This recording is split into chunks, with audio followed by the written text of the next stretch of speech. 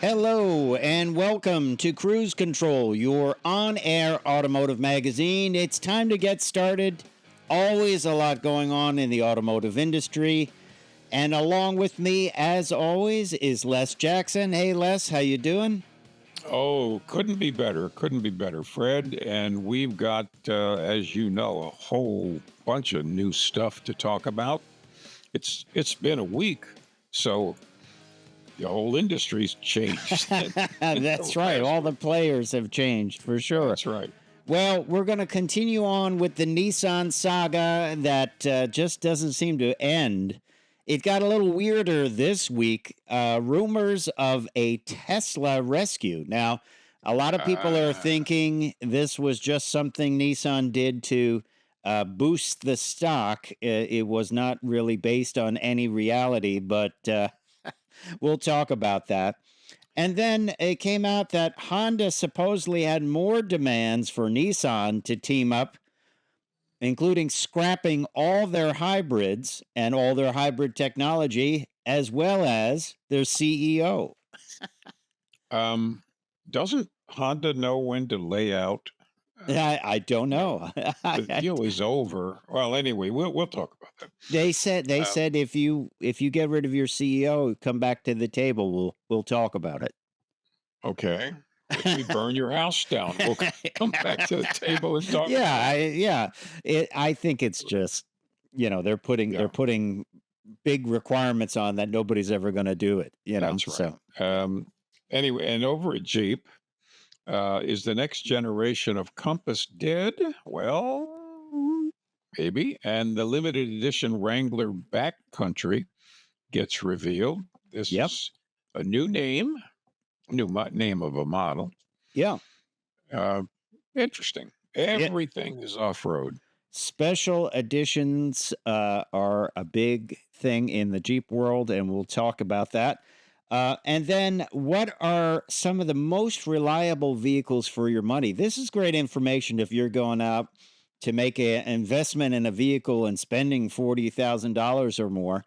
This is great information so you don't make the wrong choice, right?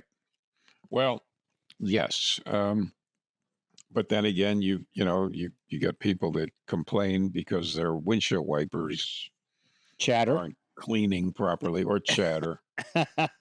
And anyway, but we will definitely talk about those vehicles. There might be a couple surprises there. And Mercedes wants to electrify its V8s and build a baby G-Wagon.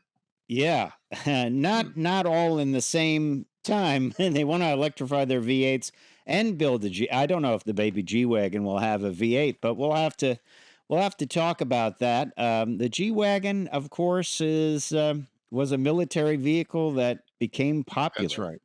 So I have never been a fan of the G-Wagon in any way. I think it's overpriced. Okay. But obviously, other people don't because they're buying them. Yeah. And then it looks like the new design for the Camaro won't be happening anytime soon. Apparently, there was a business meeting, and they said this has no business case. What about that, Les Jackson? Well, we weren't really expecting a new Camaro. There was some talk of an electric one. Right. There was a talk of an electric one, but with that name. But again, nice looking car, very good car, but the present, well, now past Camaro, but just was an outward visibility nightmare. That's right. And I'm sure we'll get some hate mail there from some Camaro fans, but that's the way they like that. But all that and more is coming up on Cruise Control. A lot going on. Let's jump into our first story. A lot going on with Nissan, Les. It's almost hard to keep up with this. There's so much going on. But the big news, I think one of the big things this week was Nissan talked about some of the requirements that would have been needed to get the deal through with Honda. And one of them was completely dropping their e-hybrid system. They said that's no good. We have better stuff. You drop that, forget about it. And I think they took on a bossy tone with Nissan, and that didn't go over well. And I think maybe it was done on purpose to kind of sway people away from making this deal. What do you think? Well, I think so. And I think it was designed to basically cut Nissan off at the knees, to make them desperate and willing to do anything. And it didn't work. No. It's, and I think it's unfair of Honda to do that. Well, I hate to sound like a broken record, but when the CEO of Honda is asked what are the best things about this deal with merging with Nissan, he's like, I can't think of any.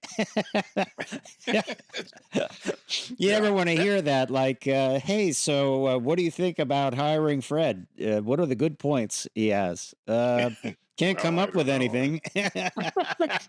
And by the way, that you've been giving that quote since before Thanksgiving. That's right. And it hasn't changed. No, it hasn't changed. It's an honest quote. It's like, yeah, I don't really know.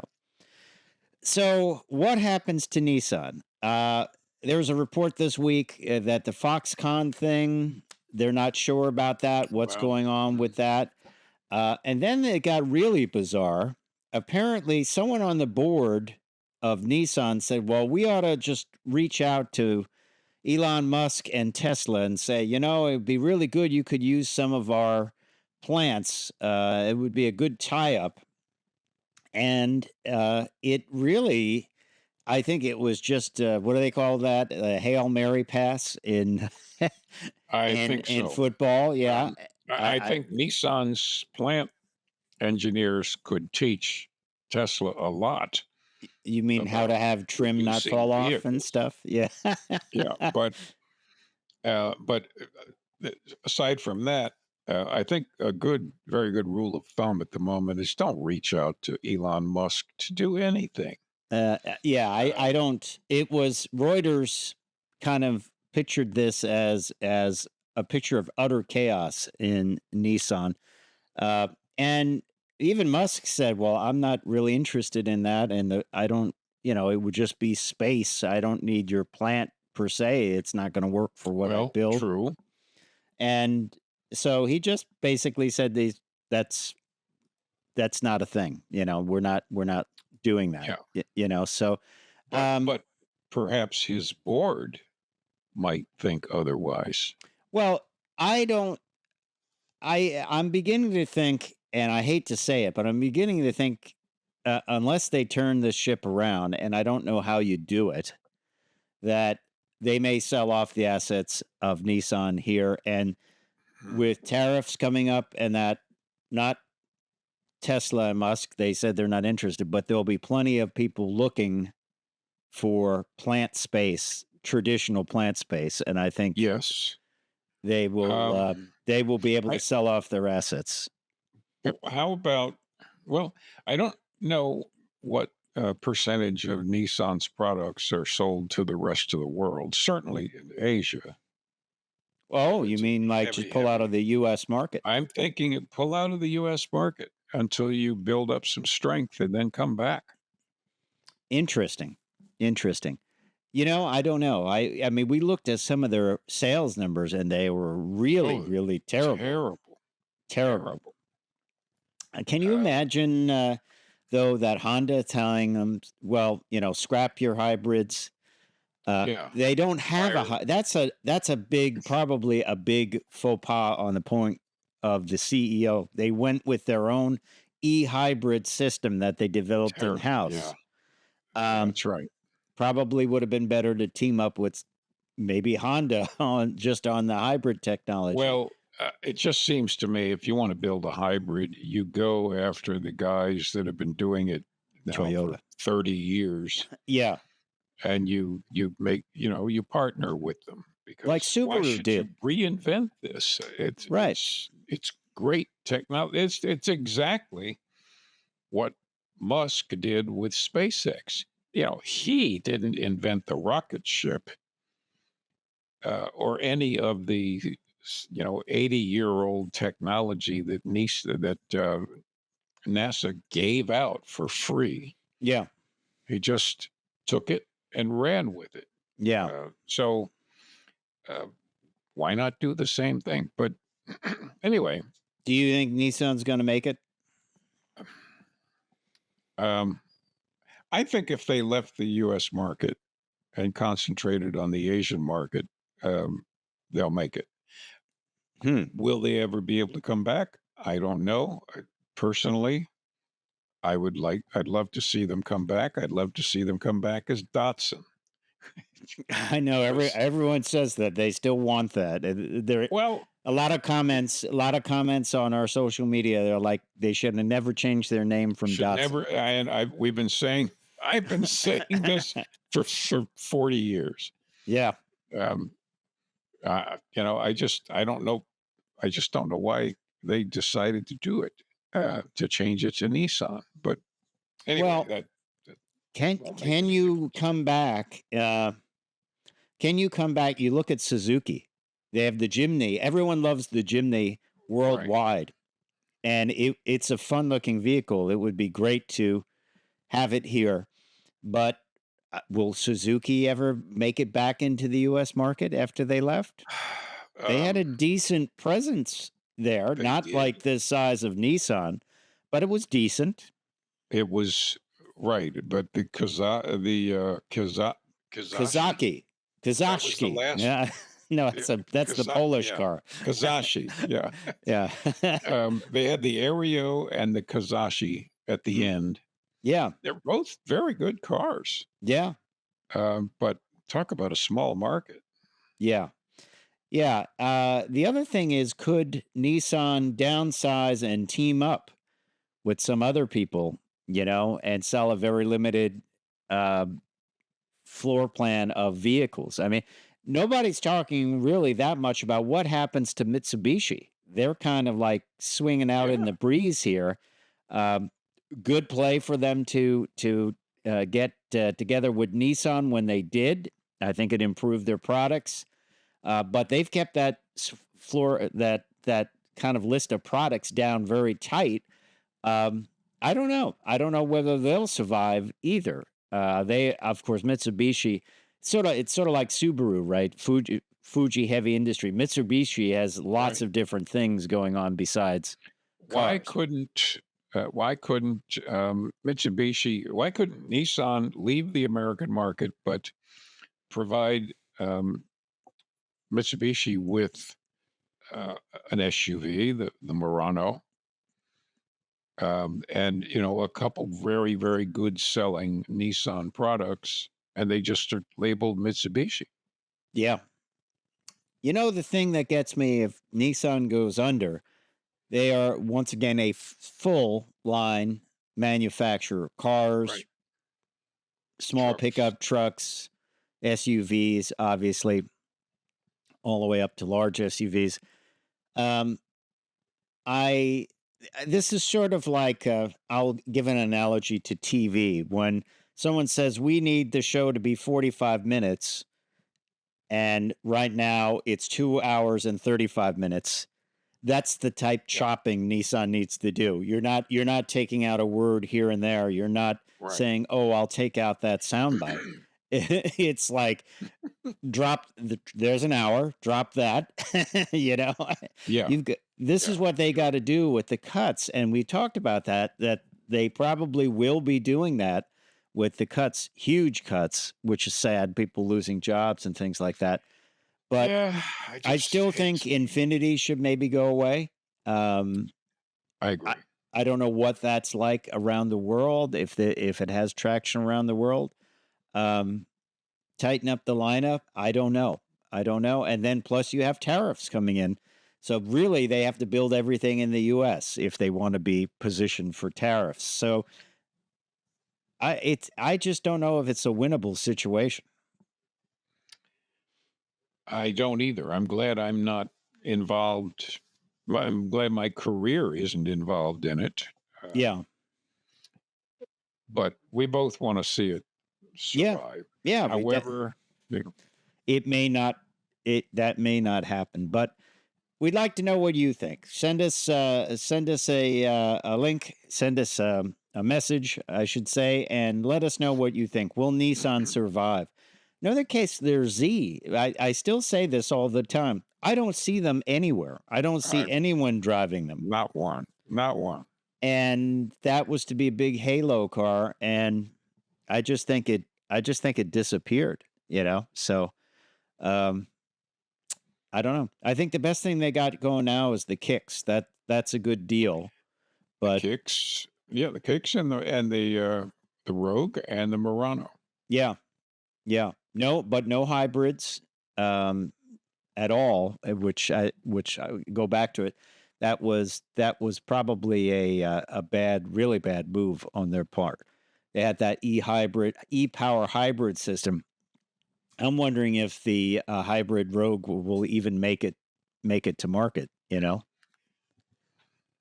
So I don't. Well, probably not. Yeah. Well, let's move on and talk about a new model or a new trim from Jeep called Backcountry. Of course, it's based on the Wrangler. Great blue color in this vehicle. And it is a new limited edition. And Jeep does a great job at this. Just like Mustang does a great job at making special editions, Jeep does a great job of this. It's based on the 4xe Wrangler, and it enhances and enriches the Wrangler XE Sahara, which is a great trim in its own, by combining new comfort features like a 9-speaker Alpine audio system, 4xe exclusive Jeep power box to power accessories, and aggressive 32-inch general grabber AT tires and front and rear steel bumpers. It's limited to 5,800 units for North America and available to order now at Jeep dealers and U.S. manufacturers. Here's we talked about people trying to make vehicles less expensive. This is not one of them. The MSRP is $64,290. Now, that's, my gosh, the profit level and that has to be record setting. I'll ask you this, Les. Do you think dealers are going to mark this up? It's a limited edition, but in reality, it's a special color. It's a Sahara with a few more things in it. Do you think it will be a big markup on this, or do you think they'll just? I don't think so, and I don't think so because the Jeep aficionados, of which there are many, already own Jeeps, own Saharas, and they may buy it because they just want the little features there, but a whole lot of people who might want it aren't going to pony up 60 grand plus. And I have a technical question for you. Okay. I'll when see you're if I driving this thing, whether the windows are up or down, and you've got your 32-inch grabber tires, right? How do you listen to the Alpine sound system? Well, I would say since it's the plug-in hybrid mode, make sure you've got that 21 miles of range electric going, so you won't hear the engine. It's not going to keep the tires quiet, but at least you won't hear the engine. And I always say, who would have thought when the Jeep was brought out that you would have a touchscreen and an Alpine stereo? Yeah, I could see maybe 32-inch tires. Someone might say, "Oh yeah, it's for severe off-roading," but and leather seats. Remember when we saw the Jeep Sahara? Was it the Sahara at the New York Auto Show about 2003? That special new color, the tan, color, the desert tan. Mm-hmm. That was a big deal, and I remember it just had an AM/FM radio stuck in the dashboard. Old school, yeah. It was, it's a Jeep. It just comes with noise. Yeah, it's a basic vehicle, but it is beloved. It is be that. Oh, I see them around here all the time. and interesting fact about it, it was one of the most purchased vehicles for young women in Manhattan.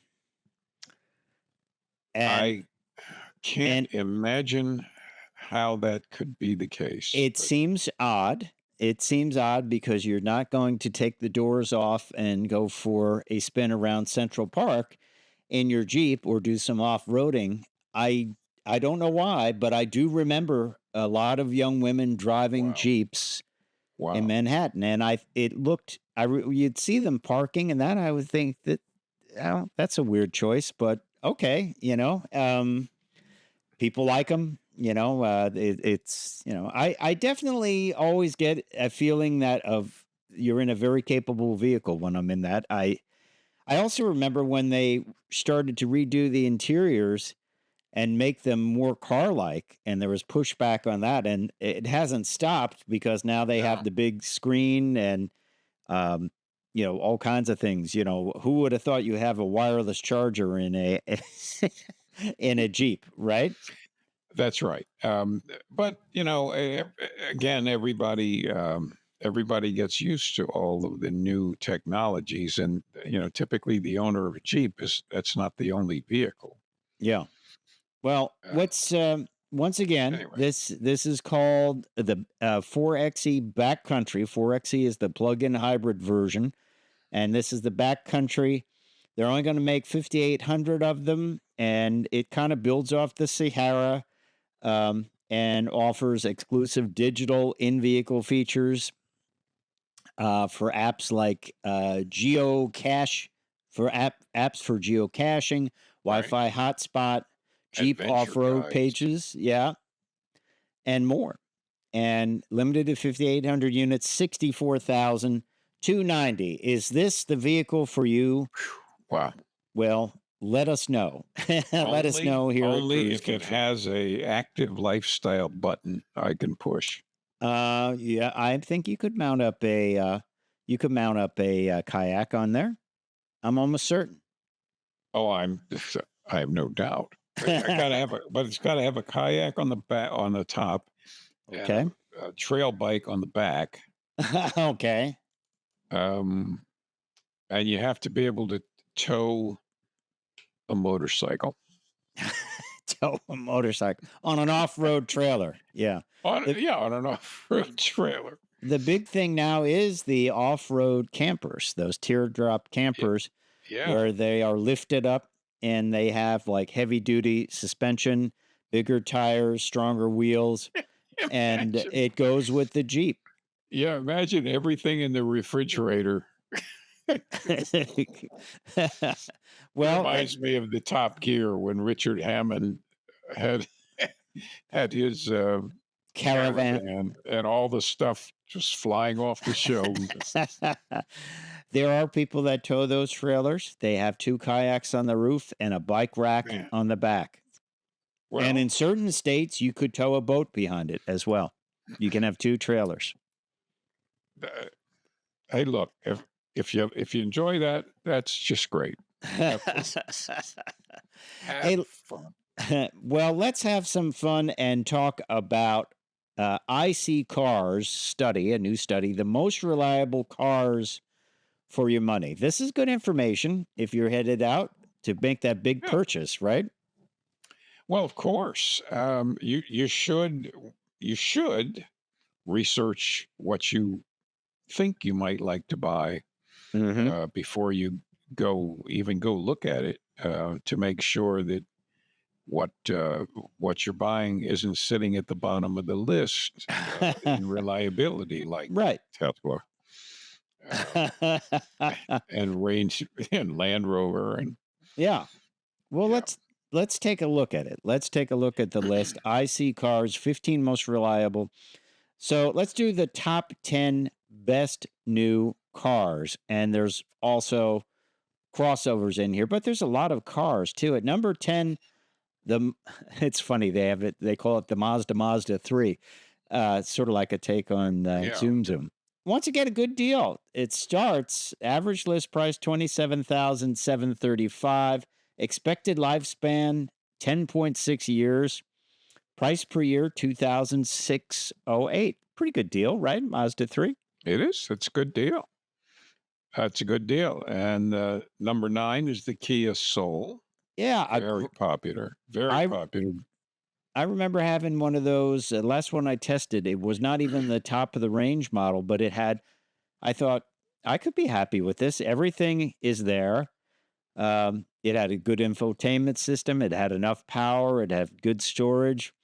It had like an attractive interior with cloth seats. And sometimes you think cheap and cheerful, that might be okay, right? Yeah. Yeah. And it's a lifespan of 9.9 years, 23,860. Yeah.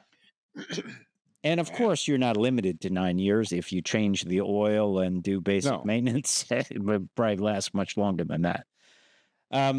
One vehicle here that is a big leader and will be getting a rethink, a complete re-engineer, Toyota RAV4. Average list price $35,258. The best-selling vehicle in America, and it's a good reason for it. It offers plug-in hybrid capability or hybrid capability. Probably they'll all be hybrid in the next generation. I remember driving it, the hybrid version. I thought the gas gauge must be broke. It's not going down, but it was a fairly large 2-row CUV all-wheel drive, and it got like 38 miles to the gallon, which is... It really delivers. And people love them. 14.6 years. And kind of cheaper to operate, price per year, $2,411 than even the Mazda 3. So, you're operating an all-wheel drive vehicle and getting a good price. What do you got up next? The Honda CR-V, which of course is a direct competitor with the RAV4. Our most expensive one on the top 10 list from IC Cars, right? Yeah. And that's 36,000, and it's 15 years. It's the greatest time factor there, interestingly enough. About the same amount per year as the Toyota RAV4. Yep. And then number 6, the Mitsubishi Outlander Sport. A lot of things going on with Mitsubishi, but this is a well thought out vehicle. It keeps getting updated. I know they have some updates coming up for this year. $28,250, a good price for an all-wheel drive. I'm assuming that's the all-wheel drive model, so they don't really break it out here. Lifespan of 11.8 years, which is the average time many people are keeping their vehicles. And $2,400 per year to run. And then you have number 5. Yes, number 5 is the Subaru Impreza Wagon. Everybody loves Subarus, especially your dogs. And the Barclays. It's very, very popular. 26,900, 11.2 years, very much like the Mitsubishi. Yep. Less than $2,400 a year, but by $1. Well, there I'm buying that, and I'm making them stick to it. I mean, but great. You can't knock it. No, the Impreza is great. Yeah. And are they stopping Impreza though? Aren't they stopping? Yeah, I think so. I think that they're moving over to the Crosstrek. Yeah. Honda Accord number 4. 30,695, 13.1 year lifespan, $2,339 to operate. Great vehicle. Also, the hybrid version of it. I don't know whether they're saying this is the hybrid version or non-hybrid version, but the hybrid version is almost a 50 mile per gallon car, and it's a big car, and it's a nice car. So. What do you got at number 3? Absolutely. And the Mazda 3. The Mazda 3 hatchback. Hatchbacks are fun cars, period. They're not popular, though, with a lot of people. I don't know why. I've had hatchbacks for a long time. I don't know why either. they're kind of the best of both worlds things, but then again, it's not going to appeal to a Jeep with 32-inch wheels owner. Yeah, no, that would look But weird. anyway, 31,849 and 14.1 years lifespan. That's, I mean, you're considerably older after 14. Well, Toyota Corolla number 2, 25,218, 11.6 years. You can go well beyond that with a Corolla. And price is $2,166. This is the IC Cars top 10 most reliable cars. And I'll give the number 1, Honda Civic. No surprise. Corolla Civic. On top, Civic, 27,564. Expected lifespan, 13.7 years. The good point here, Les, is these are all well below the average $45,000 price. Yes. Well below them. I mean, the most expensive one is $36,000. So think carefully when you go out to buy a vehicle. You don't have to spend $80,000. You can get something well under $40,000 that is good, right? And you should. You shouldn't feel that you have to spend the average, which is $48,000. It's a heck of a lot of money. Is it 48 or 45? No, overall average is 48,106. Oh, wow. Okay. That's scary. I don't. That's a lot of monmoney. That's a lot of money for sure. You can have your entire kitchen replaced for $48,000. It's true, depending on the finishes you get. Yes, and the appliances you buy. Yes, that is true. That's is certainly true. They also broke out for new hybrids. We won't go into the whole list. Yeah, number 7 is a vehicle that's going away. I think it's a mistake for Ford to get rid of it. Wonderful vehicle. But the Ford Escape Hybrid, 38,116. So what's interesting is price per year, $4,791. It's not fuel cost, but what is it? Well, it's everything. I guess it's the cost of ownership and insurance.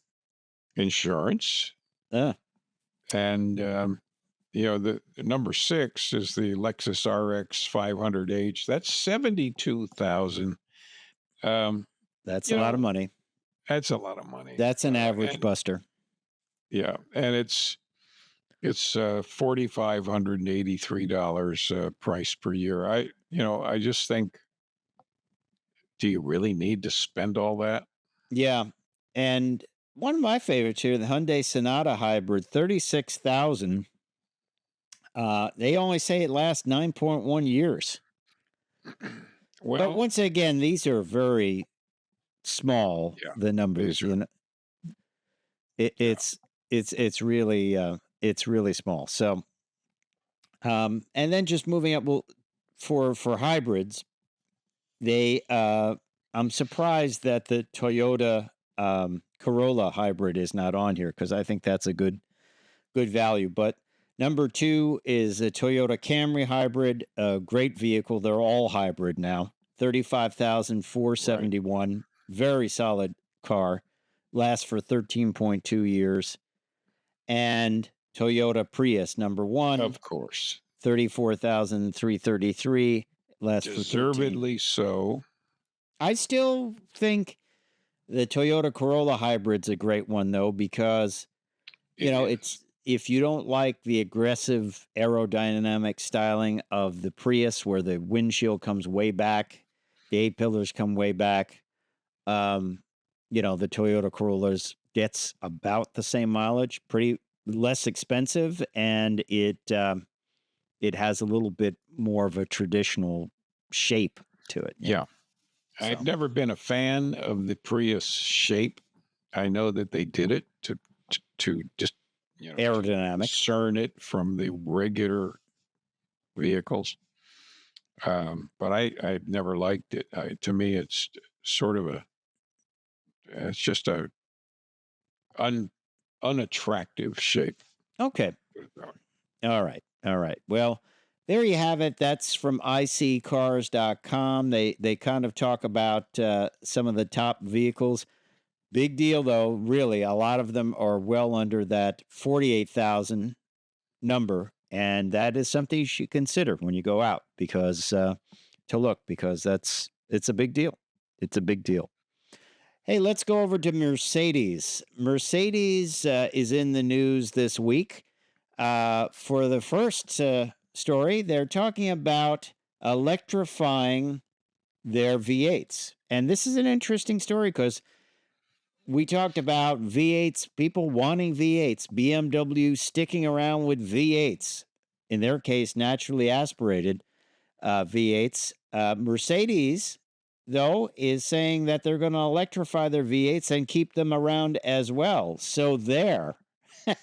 so there, BMW. I'm sure this story was in response to BMW's story, don't you think? Well, I think so, and obviously, these are high priced cars, so they can afford to throw a lot of technology into them, which they do. Mm-hmm. So yeah, I like the idea. I think anything that makes them more efficient and presumably better overall mileage, do it. Well, also, they've gotten some heat for AMG models with turbocharged 4 cylinders in them. And Yeah, as BMW discussed, they said they found that their customers would rather have a V8 with less horsepower than a turbocharged 6 or 4 because they want the V8 sound. And this is a way, by electrifying them, to keep them in the lineup. I wonder if Dodge will do something like that. Get a hybrid V8 or whatever to get the mileage up, but keep the V8 sound. it's very intriguing. I think that might be the way forward. I think it might be the way forward. So, but speaking of Mercedes, the G-Wagon, they were going to stop building this, and then it became very popular. And they're not only not stopping the production of it, they might actually build a baby G-Wagon, a smaller G-Wagon, and because they think there's a market for it. They have no plans to change how their vehicles look. They're going to have that dramatic style, kind of military style, the square box, square greenhouse. But a smaller one might be in the works. What do you think of that? That's to be honest. I mean, that's fine. I love the turn signals, like a boat light. Turn signal's great. I've just never cared for the G-Wagon. I've always thought that they were really, really overpriced, and this is at least better looking Yeah. than they've been in the past to me. Well, but this was a German military truck, basically. The Galanda wagon was not way back, but in past decades. Yeah. Post World War II, certainly. I think post World War II is when it came out. Post World War II. Yeah, you sit very truck-like in them, very upright. You feel like you're steering a semi, but it is something that is beloved by many people. They see it as aspirational to get this. I work with someone that had their whole cubicle covered in this, and that was their wish list to get that. And I said, well, it's not the most comfortable car to drive, and it is incredibly expensive. I drove, one of the $130,000 ones about 15 years ago, and I thought it was terrible. It was noisy. It was very uncomfortable, the seating position. Right. But it's really popular. I actually drove it, and don't be judgmental here. I'm not I judging. drove it to a steeplechase for for uh, for having a picnic on the tailgate, and you might expect, Fred, that I was a fish out of water. Yeah. Well, what do you think of a smaller version of it? Well, I think that would make sense. And what's that? But what's the?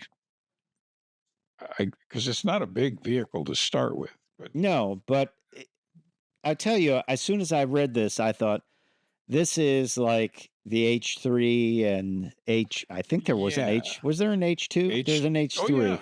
the H2 and the H3. Yeah. Take the same square box and shrink it down a little bit, put a smaller engine in it. One was based, I believe, on the Colorado, wasn't it? The H3, I think it was. Yeah, H2 was the big one. H3 was the Right, one the based on H3 the was Colorado. yeah. But that's the theme, and I guess they feel that there is a market. They got to get the price down. I mean, that's just. Yes. So I think that's Yeah. also a great profit area for Mercedes. Oh, What do it's you think? enormous. I mean, it has to be. So So that's fine. If people love it and want to pay for it, that's fine. well, one vehicle that might not be available or making a comeback is the Chevy Camaro. This is an interesting report from GM Authority, which cites sources familiar with the matter. I like that. Sources familiar with the matter. Sources familiar. Yeah. Apparently, there was a big meeting at GM, and they had to come in and make a business case for this. This was kind of slowly developing, and it was blown apart because they were told it didn't make sense from a business standpoint, and sales and profitability figures simply didn't add up. This is according to the GM Authority sources, and GM can't afford to bring the Camaro nameplate back just to please its enthusiasts. That's what they were told. So it's been shelved. And of course, the sixth generation was shelved in 2023.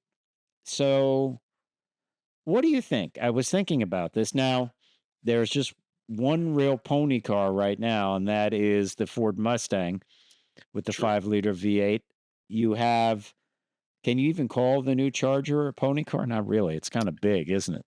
Well, no. It's a sporty car.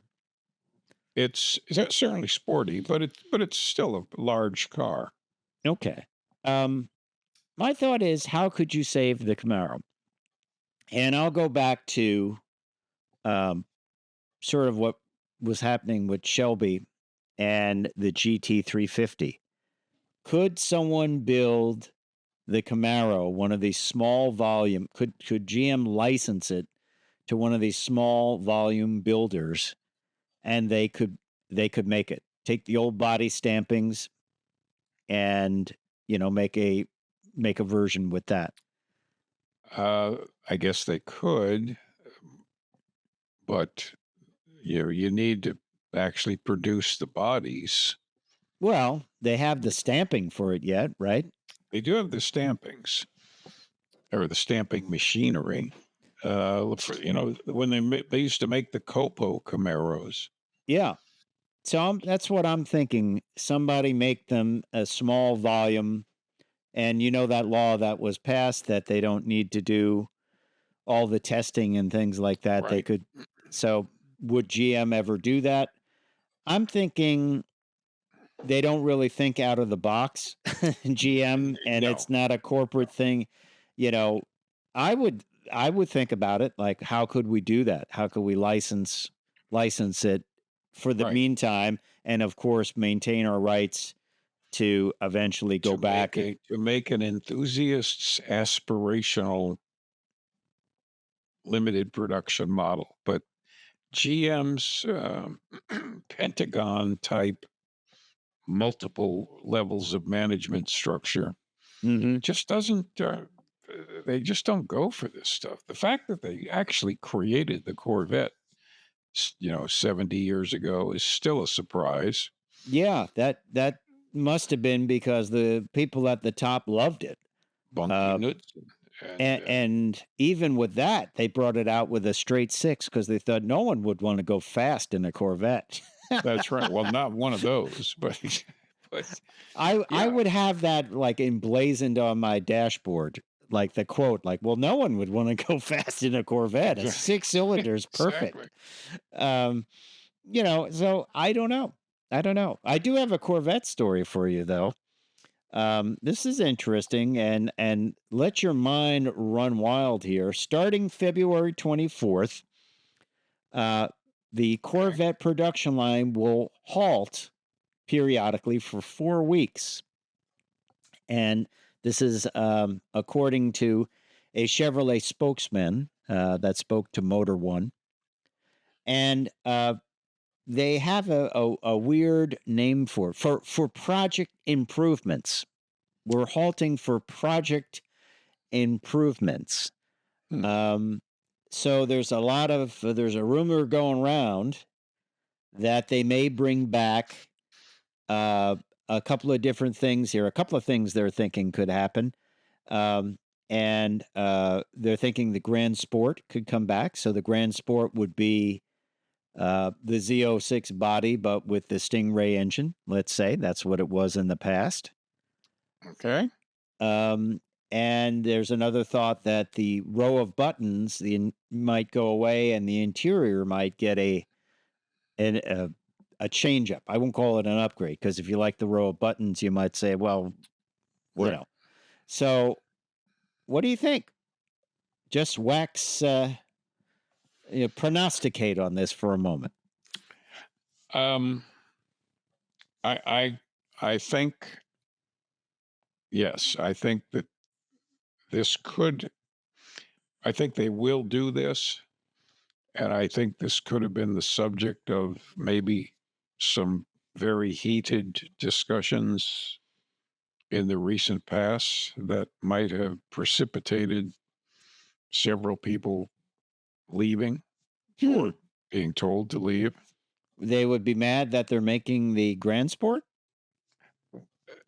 No, but that they're doing something else. Okay. That we don't know what that is. All right. But like we will find out. Like a Cadillac Corvette. Oh, well, yeah. I mean, I know who you're talking about. I don't think they'd be upset, would they? I don't know. I don't know. It's not something I'd be like, well, let's see it. What is it? And we will find out eventually what it is, but certainly. But the Grand Sport has always been popular. Yeah, I mean, you basically got the wide body. It was like a wide body Stingray. Yep. You had the traditional Stingray engine, which is plenty, always plenty. And I think, but obviously not everyone thinks that way. And then, the original thought was the E-Ray was the Grand Sport, that the E-Ray, right, which Harlan Charles came up with the name for that, the departed marketing guy. He came up with the name for that and had it copyrighted. But everyone thought that, well, that's it. Because it's between the Z06 and the Stingray. And in the case of the E-Ray, it's actually got some real upgrades besides cosmetics and wide body kits. It's got significant, almost the same horsepower as the Z06 and all-wheel drive. Frankly, if I had the money to buy one, I would think about that because I like the concept of all-wheel drives and the extra horsepower. And the Corvette you can drive in the snow. I would put the big 36-inch tires on it and a lift kit, wouldn't you? There are people that do that. There was a Lamborghini that did that, which I don't know. I'm only kidding about that. I do like the all-wheel drive though Yeah, for especially for a car like that. yeah. So Just think of the handling. Wow. yeah, yeah. Um, let's jump over to Kia. Now this is great. This is the PV5. This is an electric van, and Kia is getting into this. They revealed this. Great people hauler, great potential cargo hauler, all electric. Actually, a nice looking van, I think. It actually is a nice looking van. I mean, it really it kind of looks like the Soul. Sort of, yeah. Yeah. Um, and it also looks practical Yes. and So kind of happy. I like the cargo version with no windows in the side. I think Well, that looks cool. It just looked well, like it I want does. to You make could, it a custom van, you know? yeah, They're saying that this is sort of like their ID Buzz. Obviously, it doesn't have the tie to yep, the past, but it kind of has the same form factor, right? that's right. And you know, Kia is really going out there, and they've got an increasingly large following. Yes, and already we call them a full line manufacturer. They're adding Yes, more things to this. So it's a cargo design, it's a passenger design. There's even a small pickup truck version of it, which is seems like it could be incredibly handy to companies. And I just like it. I like the look of it. I like the you got to get a cargo one and come up with a name for on the side like the that's right. that's what I would do to have it like a the 70s vans. Remember that? Absolutely. And we'll have far more details about this in 5 days when it's released on the 27th at Kia EV Day in Tarragona, Spain. Yeah. I won't be attending, but we'll definitely report on No, it. I won't be there. And you know, um, I think it's time for companies to kind of get back on that old, you know, it, van, not the van of the minivans of the 90s, but the Van van vans. days. Well, I mean, the head of Stellantis said he wants a van. He wants a regular van to come back into the lineup. So maybe this is a trend. I don't know. Yeah, I think it is a trend. I think people want to get shag carpet, Fantastic, man. you know, and put their guitar in there and you know, just not drop out, but Y- yeah, have a well, vans are always good. I mean, I they had a are. van and it was like I could haul anything, man. 3 rooms of furniture in a Yep. full size van, you know. Um, but I'll ask you this: do you think these are all electric? Do you think they will, the way the world is going, put a gas engine in it? I I think yes. yeah, I think so. Kia is one of those companies that, you know, will just put anything in anything Yes. if it makes sense. Are you interested in buying it? We'll make it. We'll make it. So That's right. it's the first modern van design that I've seen that I actually really like. I mean, love the ID Buzz, but that has more of a background to it, more of a history to it. That's right. It does. And it's doing it very, very well. I mean, it's really pulling in the Well, attention. how about this? Talking about retro, Yugo is potentially making a comeback. Uh it's going to be a hard slog up the ladder. There are some drawings released of this. It sort of looks like the Golf to me, in a way. It's not a bad looking car. Um, I remember during the Yugoslavian war, they said the Yugo plant was bombed and, and nobody was too upset about it.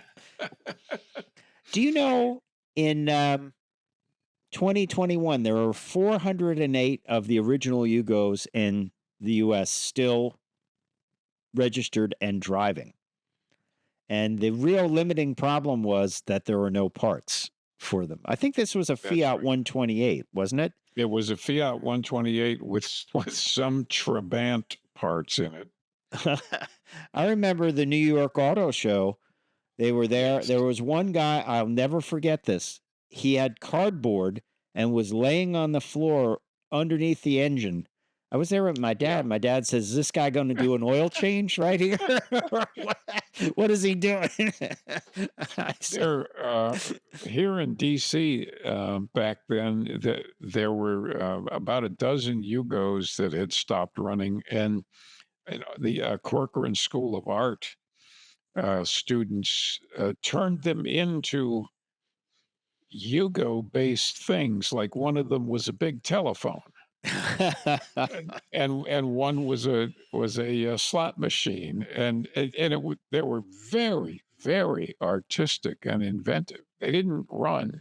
No, but I would. I don't know. What would you repower it with? A Hayabusa engine. A lot of people, I think, like that idea. Well, the Hayabusa engine is a whole lot of power. And all-wheel drive. Turn it into a rally car, lowered down with all-wheel drive. But parts would fall off of it. Kind of like a vehicle we were talking about earlier. Yeah.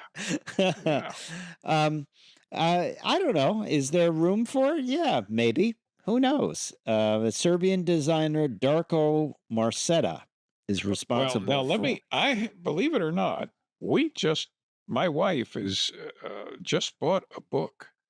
This guy is a tremendous designer.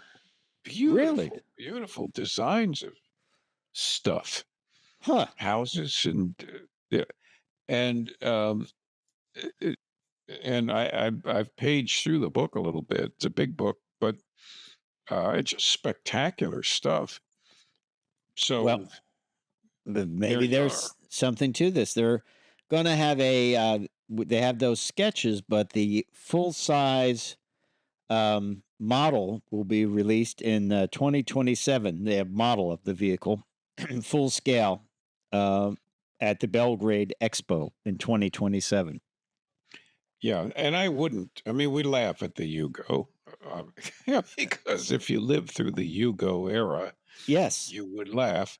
But the fact is, it's not going to be anything like that. It's I'm sure that they'll build very decent vehicles. Do you remember the launch price for the Yugo, the old one?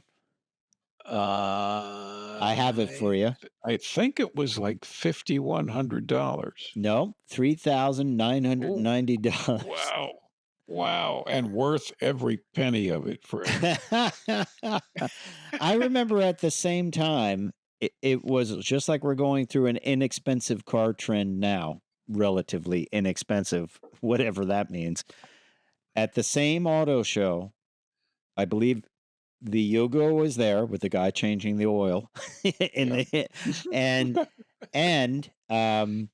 I believe that it was still at the old Coliseum in New York, and it was the first year for Kia and Hyundai, and I was like, wow, what a trend. All these less expensive cars. And I said the Yugo's the cheapest, but then there's this company called Hyundai and this company called Kia, and they were built to take the subprime loan market.